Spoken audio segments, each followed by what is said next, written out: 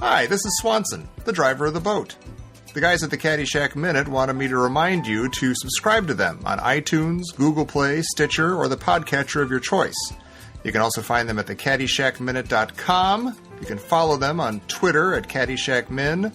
And you can find them on Facebook at the Caddyshack Minute. And there's also their Facebook group where you can join the conversation at the Caddyshack Minute Listeners Hole. Thanks, and enjoy the... Move over, Swanson, I'm driving. Wow! Wow! Hey, Slim! My thing is bigger than your whole boat! Welcome back to the Caddyshack Minute, the podcast in which we watch and discuss and think about and everything Caddyshack 1 minute at a time. My name is Tom Taylor. And this is Dan Lewis. And this is Michael DiMaria.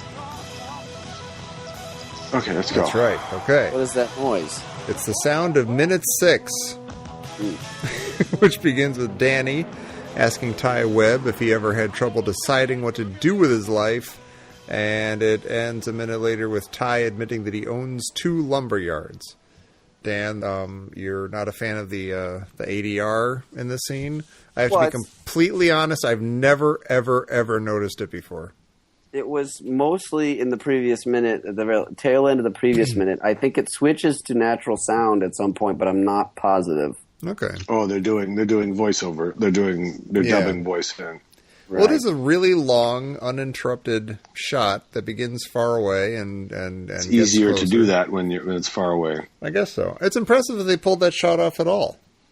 You know, it's a bit of an auteurish kind of shot. Yeah. It's a bold move. I think it's a very loose reference to the Orson Welles' Touch of Evil. Yes. Yeah, clearly. Yeah. Yes, setting up the entire film with one uninterrupted shot. Mm-hmm. Right. Yes. It's artistic. No, it's not. But yeah, you guys were saying last time that you're not a huge fan of the kind of loose Chevy Chase glib. I think it's okay. I'll say it's okay. It's mostly okay. It's funny, but I know what you're talking about. Movie, I think. And I think as Danny this is like the most. And I actually think about it. This is actually the most real that Danny is because you can tell he's upset. He wants to know, what to do with his life. He doesn't know what to do. Yeah. He just came from that wacky fucking place of a home where there's kids growing on like plants. Dad's got naked. Yeah. Dad, he's borderline diabetic. Yeah. Get the strap. Yeah, I think that Yeah. Ty Webb probably was an only child by comparison. Yeah. Self-centered. Everything handed to him. I do think this is what people don't like about Chevy Chase, the kind of smugness. I think it works for the Ty Webb character. Yeah. But even in this, he does a couple of jokes that you get the impression that is the way he jokes around in real life, such as when Danny has the temerity to make a joke, and then he laughs at it and then does this thing where he stops laughing instantaneously. Yeah. You know what I'm talking about? Yeah, no, I know exactly what you're talking about, yeah. And the one that gets me... that rubs me the wrong way is the whole, well, come on, Danny, this isn't Russia. This isn't Russia, is it, Danny? Oh, yeah. That seems kind of, like that on top of all these other ones, like the fake laugh and everything. Yeah, it kind of adds up to could you just... It's a little much. Just be in the movie, will you? Just kind of... Yeah, this isn't the Chevy Chase hour. Yeah. Right. Yeah. Although later, I think it only bugs me in this minute. I think later on I'm mostly on his side. Mostly. Yeah, we'll see. His shtick doesn't really work in Sale of the Century. I've never seen Sale of the Century. Well, directed by the exorcist William Friedkin, which is bizarre to me. Those Cold War movies. Yes. Like Firefox. Friedkin is still with us, isn't he? He is. Going strong. Who? Okay. William Friedkin. Oh, yeah. So nothing happens in this minute. What do you want to talk about? Right. I guess clothes, Yeah. Maybe we could talk about Chevy Chase looks like a straight out of Renoir painting. The white on white. Yeah. But there's not much to say about that, really. Just an observation. He wears just that cap casual. well. He's just casual and he's comfortable. He's earned his glibness. Yeah. He's set up as a crack golfer with the excellent shot over the water just before this, but I think that's in the previous minute. Yeah, Let's forget that. Do we assume that that's not even Chevy Chase? Yeah, I think they brought in Arnold Palmer for that scene. Would you rather have Danny's Bushwood cap or that white cap that Chevy Chase is wearing? The Bushwood cap. Yeah, me too. Although I've never been much of a hat guy. Oh. I gotta say, I like the 70s / early 80s loose, shaggy hair. Yeah. A little feather to it. Yeah. Everybody looks comfortable. Mm-hmm. Everybody looks, like they're just chilling out a little bit. Yeah. They've scaled it a bit back from the hippie days, but it's Right. Still They're not disgusting. They're just free. right. But it's also, this is back in the days when the men were blow drying the hair, too. That's true. Yeah, you don't want that. Nobody. Because you wants wanted that. You wanted that little feathered look. They went from flat to fluffy. Mm-hmm. Right. The what's his name? Now I'm trying to think of the matinee idol from the '80s. My sisters were into him. He had the very feathered hair. The hell is his name? Cassidy? Sean Cassidy? That's right. Is it really? Yeah. Hot dog. Look at you. Look at me. Bringing out the teen. Well, he's always into the teen idols. That's his thing. Sure. Well, he made it sound like he was trying to draw it from memory, but all he had to do was look up and see the poster that's directly in front of him. Yeah. Hi, to Sean. be fair, he did have a Farrah Fawcett poster. I definitely did. Oh, who did? Tom did. He admitted that, and he would get all sweaty to it as a kid. But you got sweaty to it? That's what he said. Oh, boy. Actually, you know what? I had Lonnie Anderson. That's who I had. I had Was it Lonnie Lonnie? Anderson Oh, poster. well, Which you isn't told me even something. sexy, is it? He did the Lonnie Anderson workout every night. That thing did not last long. A Surge from Beverly Hills Cop says, "This is not sexy. It's not even sexy." I was never into Lonnie Anderson at all. You had a Lonnie Anderson poster? Yeah, she was. Yeah, I don't look back and totally understand. Yeah, but he admitted he got all sweaty to it, and I left it at that. Oh, I got sweaty at a lot of stuff. Did? What are you doing up there, Tom? Dinner's ready. Mom, I'm sweaty. I'll be Are you telling looking I'm at less your sweaty. poster? Stop watching WKRP in Cincinnati and come right down here. I'm only watching the Johnny Fever parts, I promise. I'd be more likely to have a Lonnie Smith poster, outfielder of the St. Louis Cardinals. Yeah, you got all sweaty to that one. Yeah, I get got sweaty sweaty. in your own time. In Got your own sweaty way. just looking at it. Boy, Tom, that's weird. Yeah. I Sorry. understood when you had the Farrah Foster poster. Good on you there, but Yeah. like the Well, it's a classic. Lonnie Anderson. I was a kid. What was I No, supposed but you to know do? what though? It ties into his love of sitcoms.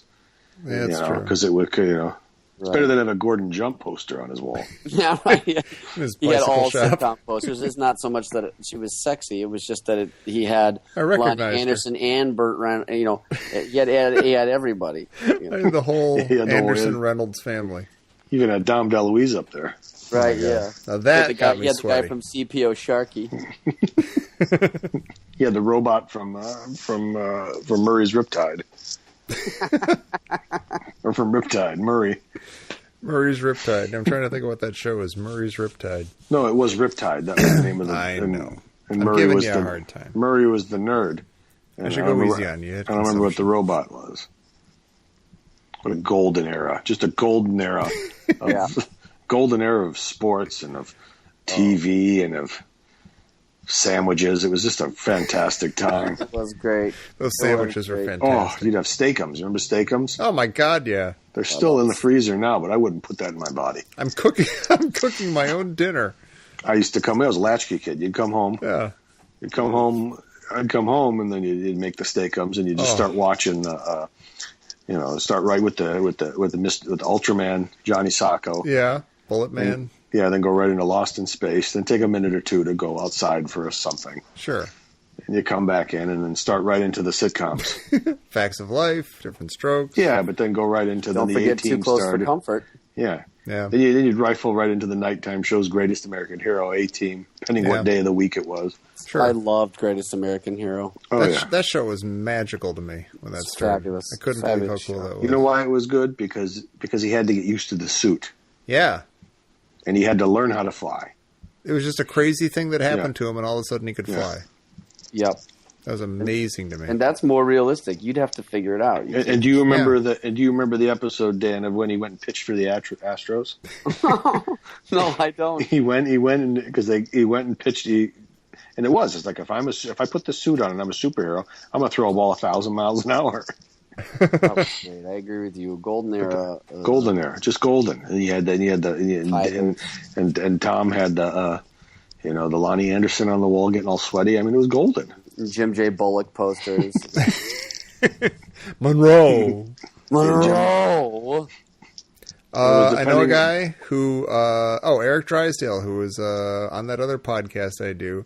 He admitted that he had just finished marathoning all of The Love Boat, every single episode of The Love Boat. How long does The Love Boats run?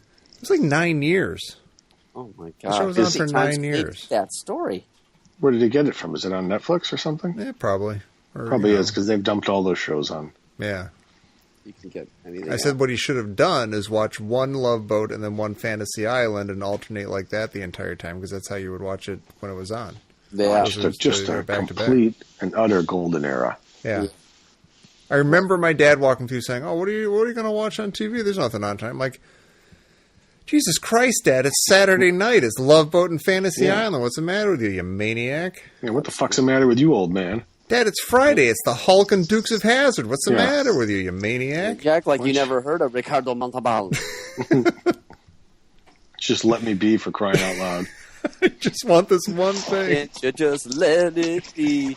Hey, very nice. My Saturday nights in grade school, probably till sophomore year in high school, were the exact same thing. Yeah. Saturday night, I'd go order two almond chickens from Wing Hong.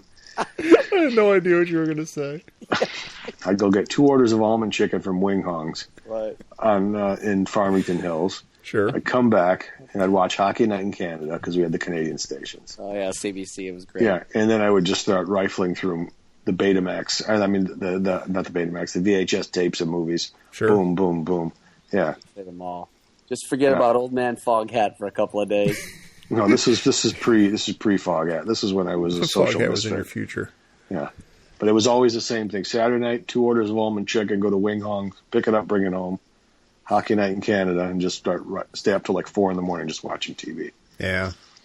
Oh man. Worst thing that ever happened to me was I found the from Connecticut. We got some Pennsylvania station from like Scranton or something, or Hazleton.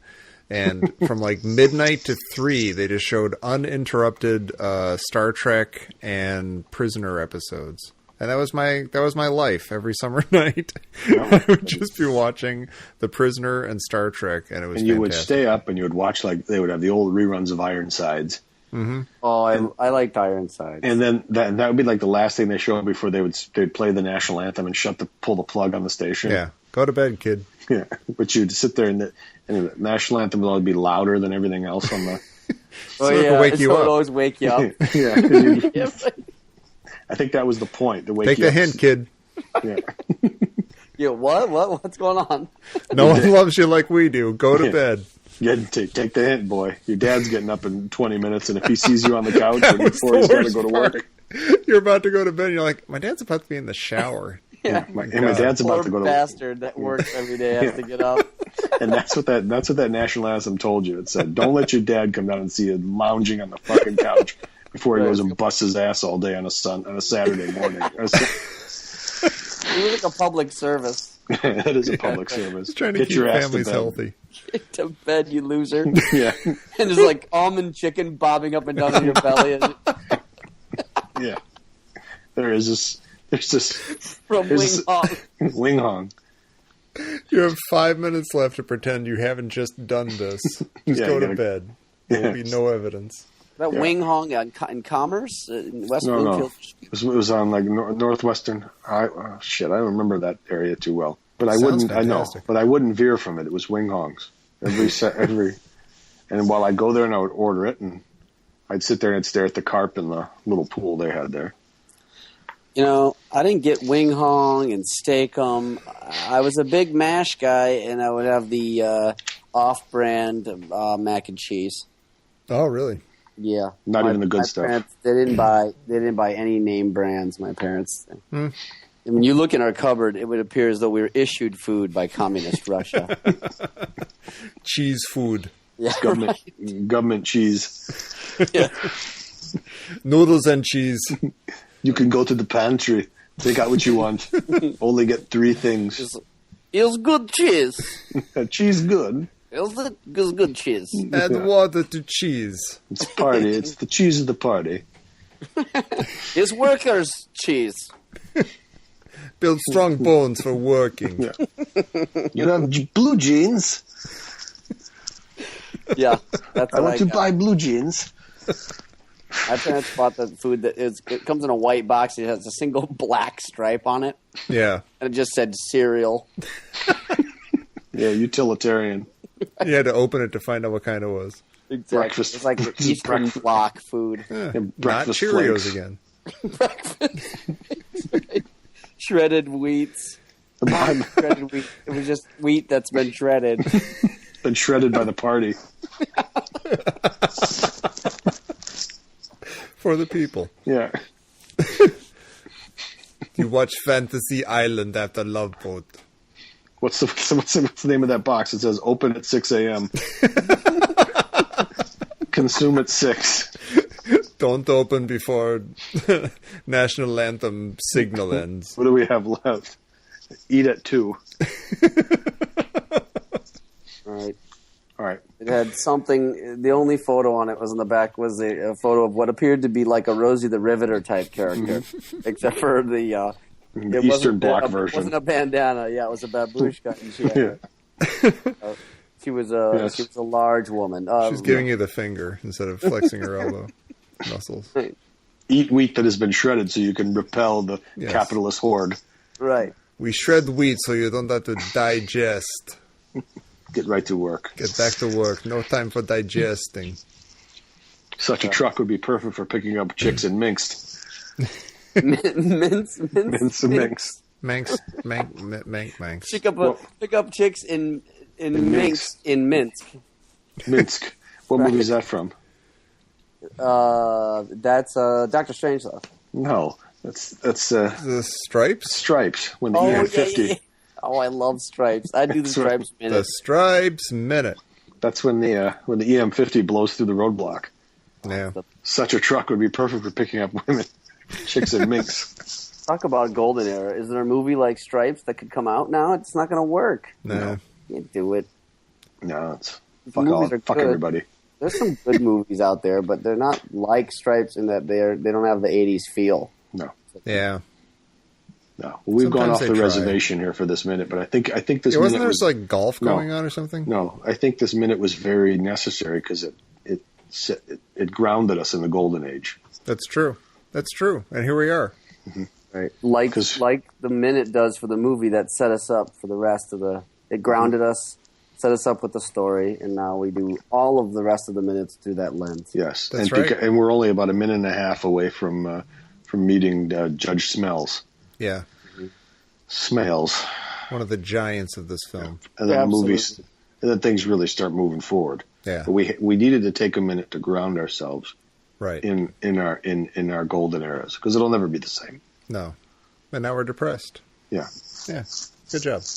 We could talk about it when it comes along, but since it came up the type of smug humor of Chevy Chase, I think maybe Ted Knight might be the anti-Chevy Chase, the opposite approach. Yeah. Mm-hmm. Yeah. By the book. Yeah. Just played the role and just dug in. Yeah, he dug in and he hit his marks. Yeah. He hit that X that was on the stage. He was trained. He had a craft. Mm-hmm. He's not just some rich kid from Manhattan. Right. Dreary old Manhattan. Yeah. Which is, that's Chevy Chase's thing, by the way. You know, he's like a rich, like a Manhattan aristocrat family. Oh, yeah? I believe it. Yeah. I think that's why Bill Murray didn't like him. Could be. Hey. Yeah, working class business stuff. Yeah. Well, all right, listen. Let's wrap it up. Now we're starting to grind our gears a little bit. Yeah. Yeah, see, we get overstayed our welcome. Let's just get out gracefully. Overground our wheat. To hell with you both. Yeah. We'll come back here next time for Dan's minute utilitarian flakes. Yeah. Bring box of food. Next time, minute 7. What do you got to eat today, Dan? Well, let's look in the pantry. Well, I have some 2 p.m. food. I have some 6 a.m. food. Is plain blintz. 4:30 snack. I have 8 p.m. dinner. Is beetroot tea. Oh, my God. All right. Good night, everyone. All right, we love you all. Good night to all the comrades. Your Caddyshack minute ends. Da. Go to bed before father wakes. All right. Good night, folks. Good night, everyone. All right. There. We did it. Okay. No one will suspect a thing. No. Done and done. I can hear my dad in the shower. Hey, you scratched my ankle.